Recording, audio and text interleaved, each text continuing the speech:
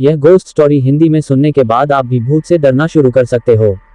मेरे माँ पापा का लगातार ट्रांसफर होते रहता था, इसलिए हमें एक सिटी से दूसरे सिटी लगातार मूव्स करना पड़ता था, इसलिए मेरी पढ़ाई अधिकांश बोर्डिंग स्कूल में हुई।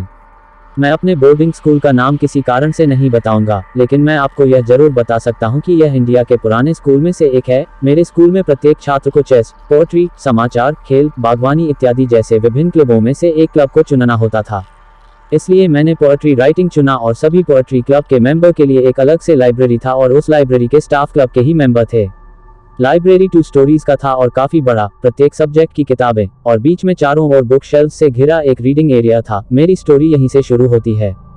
जैसा कि मैंने आपको बताया है कि यह स्कूल बहुत ही पुराना था, और जैसा कि आप जानते ही जब कोई स्कूल बहुत पुराना हो तो वहाँ कहानियाँ भी बहुत अधिक होती है। तो ऐसी ही एक स्टोरी यहाँ 50 के दशक के प्रारंभ में थी। इंडिपेंडेंस से ताज़ा निकले कुछ लोग स्कूल में घुस गए, जिसमें अभी भी कई ब्रिटिश स्टूडेंट पढ़ रहे थे, जिनके माता पिता ने आज़ादी के बाद वापस जाने से इनकार कर दिया। उन्होंने कंट्री छोड़कर जाने से इनकार कर दिया, भले ही उनके पूर्वजों दूसरे कंट्री से थे।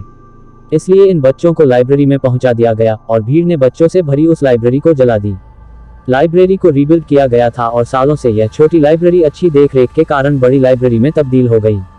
एक रात लाइब्रेरियन की बेटी को फ्लू हो गया था और उस दिन लाइब्रेरियन को कुछ बुक्स को उसके सही प्लेस पर रखना था, इसलिए उसने मुझे कुछ घंटों के लिए लाइब्रेरी में हेल्प करने के लिए कहा। और चूंकि यह शनिवार का दिन था और हम बोर्डिंग स्कूल के स्टूडेंट का दिन बोरिंग होता था, हमारे पास वीकेंड पे कुछ करने को नहीं होता था, सो मैंने इस लाइब्रेरियन की मदद करने का फैसला किया। इसलिए से 9 बजे एकदम अकेले मैंने कुछ नेचर मैगजीन से इंटरेस्टिंग आर्टिकल पढ़ने का फैसला किया। यह आर्टिकल जापानी लड़कों के बारे में था जिन्होंने बिना अंडे के अंडाकार जानवरों को विकसित करने का एक नया तरीका विकसित किया था। तो मेरा वीकेंड कुछ इस तरह का था। लाइब्रेरी में कुछ घंटे तक वेट करने के बाद भी यहाँ कोई नहीं आया, तो मुझे लगा कि अब कोई भी नहीं आएगा, और लाइब्रेरियन भी वही बैठे बैठे सो गया था। इसलिए मैंने लाइब्रेरी को बंद करने और मेरे कमरे में वापस जाने का फैसला किया। जैसे ही मैं लाइब्रेरी के मेन गेट के पास पहुंचा तो मैं लिटरेचर बुक शेल्फ सेक्शन के तरफ से किसी के चलने की आवाज़ सुनी। मैंने इसे चेक करने का फैसला किया।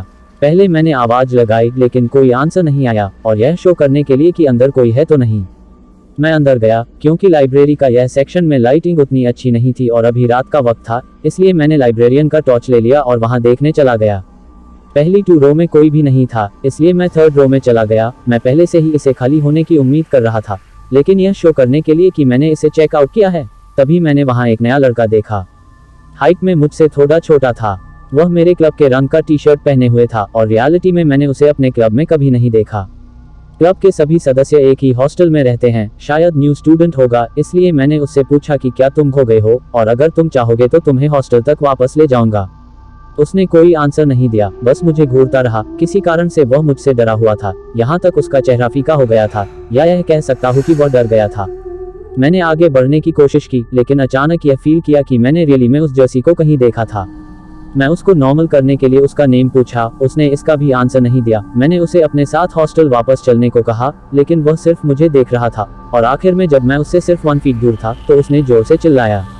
उसे चिल्लाते हुए एक झटके में मेरी नज़र उसकी फेस पर गई। मैंने टॉर्च की लाइट को उसकी फेस की तरफ किया। मैंने देखा कि उसका मुंह से जीभ गायब था।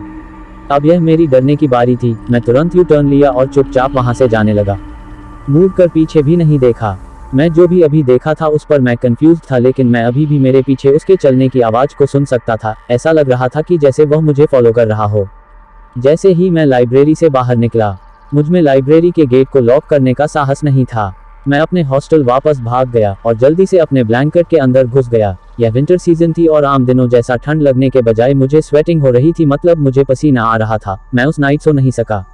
अगले दिन मैं लाइब्रेरियन के पास गया और उसे लास्ट नाइट हुए सभी इंसिडेंट के बारे में बताया, और वियर्डली उन्हें इस बात का कोई भी प्रभाव नहीं पड़ा और उन्होंने मुझे लाइब्रेरी ओपन छोड़कर जाने के लिए नहीं डांटा।